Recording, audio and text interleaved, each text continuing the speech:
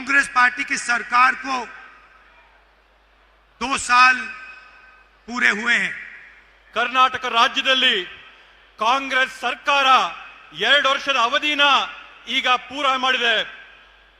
और हमने चुनाव के समय आपसे वायदे किए थे। ನಾವು ಕೂಡ ಚುನಾವಣೆಯ ಸಂದರ್ಭದಲ್ಲಿ ತಮ್ಮೆಲ್ಲರಿಗೂ ಕೂಡ ಹಲವಾರು ಆಶ್ವಾಸನೆಗಳನ್ನು ಕೊಟ್ಟಿದ್ದೆವು। 5 गारंटी देने के वायदे किए थे। 4 ಗ್ಯಾರಂಟಿಗಳು ಕೊಡುವಂತ ನಿಮಗೆ ಆಶ್ವಾಸನೆ ನಾವು ಕೊಟ್ಟಿದ್ವು। बीजेपी के लोगों ने कहा कि कांग्रेस पार्टी ये काम पूरा नहीं करेगी। ಬಿಜೆಪಿ ಪಾರ್ಟಿ ಅವರು ಹೇಳಿದ್ರು ಕಾಂಗ್ರೆಸ್ ಪಕ್ಷ ಕೊಟ್ಟಂತ 5 ಆಶ್ವಾಸನೆಗಳನ್ನ ಯಾವುದೇ ಕಾರಣಕ್ಕೂ ಅವ್ರ ಕೈಲಿ ಈಡೇರಿಸಕ್ಕೆ ಸಾಧ್ಯ ಇಲ್ಲ ಅಂದ್ರು। प्रधानमंत्री ने कहा कि ये काम नहीं किया जाएगा। ಪ್ರಧಾನಮಂತ್ರಿ ನರೇಂದ್ರ ಮೋದಿ ಜಿ ಅವರು ಹೇಳಿದ್ರು ಈ ಒಂದು ಕಾರ್ಯಕ್ರಮನ ಕಾಂಗ್ರೆಸ್ ಪಕ್ಷ ಅನುಷ್ಠಾನಕ್ಕೆ ತರಕ್ಕೆ ಸಾಧ್ಯವಿಲ್ಲ ಅಂತ ಹೇಳಿ। हमारा पहला वायदा, पहली गारंटी गृह लक्ष्मी 2000 रुपए प्रति महीना 1 करोड़ महिलाओं को।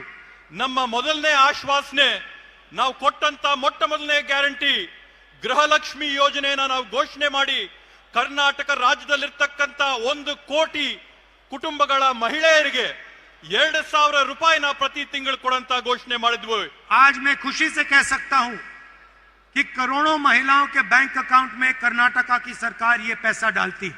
ಇವತ್ತು ನಾನು ಅತ್ಯಂತ ಸಂತಸದಿಂದ ಹೇಳ್ತಾ ಇದ್ದೀನಿ, ಕರ್ನಾಟಕ ರಾಜ್ಯದ ಕಾಂಗ್ರೆಸ್ ಸರ್ಕಾರ ಕೋಟ್ಯಾಂತರ ಹೆಣ್ಣು ಮಕ್ಕಳ ಖಾತೆಗಳಿಗೆ ನೇರವಾಗಿ 2000 ರೂಪಾಯಿ ಪಾವತಿ ಮಾಡ್ತಾ ಇದೆ ಅಂತ ಹೇಳಿ। दूसरा वायदा गृह ज्योति, करोड़ों परिवारों को 200 यूनिट बिजली के फ्री में। ನಾವು ಕೊಟ್ಟಂತ ಎರಡನೇ ಆಶ್ವಾಸನೆ ಗೃಹ ಜ್ಯೋತಿ ಯೋಜನೆ ಅಡಿಯಲ್ಲಿ ಕೋಟ್ಯಾಂತರ ಕುಟುಂಬಗಳಿಗೆ ಪ್ರತಿ ತಿಂಗಳು 200 ಯೂನಿಟ್ ಉಚಿತವಾಗಿ ವಿದ್ಯುತ್ ಕೊಡ್ತೀವಿ ಅಂತ ಆಶ್ವಾಸನೆ। ये भी वायदा हमने पूरा किया। ಈ ಒಂದು ಆಶ್ವಾಸನೆನ ಕೂಡ ನಾವಿವತ್ತು ನಿಮ್ಮ ಮುಂದೆ ಈಡೇರಿಸಿದ್ದೇವೆ। तीसरी गारंटी अन्नभाग्य, 4 करोड़ लोगों को 10 केजी अनाज। ಮೂರನೇ ಆಶ್ವಾಸನೆ ನಾವು ಕೊಟ್ಟಂತದ್ದು ಅನ್ನಭಾಗ್ಯ ಯೋಜನೆ ಅಡಿಯಲ್ಲಿ 4 ಕೋಟಿ ಪಡಿತರಿಗೆ 10 ಕೆಜಿ ಅಕ್ಕಿನ ಪ್ರತಿ ತಿಂಗಳು ಕೊಡುವಂತ ಆಶ್ವಾಸನೆ ನಿಮಗೆ ಕೊಟ್ಟಿದ್ವು। और आज कर्नाटक में करोड़ों परिवार को ये अनाज मिलता है। ಇವತ್ತು ಕರ್ನಾಟಕ ರಾಜ್ಯದಲ್ಲಿ ಕೋಟ್ಯಾಂತರ ಕುಟುಂಬಗಳು ಇವತ್ತು ಈ 10 ಕೆಜಿ ಅಕ್ಕಿಯ ಸೌಲಭ್ಯನ ಪಡ್ಕೊಳ್ತಾ ಇರ್ತಕ್ಕಂಥದ್ದನ್ನ ನಾವು ನೋಡಿದ್ದೇವೆ। चौथा वायदा शक्ति योजना, जिसमें हमने गारंटी करके कहा था कि महिलाओं को बस में जाने के लिए पैसा नहीं देना पड़ेगा, महिलाएं फ्री में बस में घूमेंगी। ನಾವು ಕೊಟ್ಟಂತ 4ನೇ ಆಶ್ವಾಸನೆ ಶಕ್ತಿ ಯೋಜನೆ ಇತ್ತು। ಶಕ್ತಿ ಯೋಜನೆ ಅಡಿಯಲ್ಲಿ ಕರ್ನಾಟಕ ರಾಜ್ಯದಲ್ಲಿರ್ತಕ್ಕಂಥ 3.5 ಕೋಟಿ ಹೆಣ್ಮಕ್ಳು ಬಸ್ಗಳಲ್ಲಿ ಉಚಿತವಾಗಿ ಪ್ರಯಾಣ ಮಾಡಂತ ಒಂದು ಸೌಕರ್ಯನ ನಾವು ಎಲ್ಲರಿಗೂ ಒದಗಿಸ್ಕೊಡ್ತೀವಿ ಅಂತ ಹೇಳಿದ್ವಿ। तकरीबन 500 करोड़ बस की ट्रिप्स कर्नाटक सरकार ने मुफ्त में दी हैं।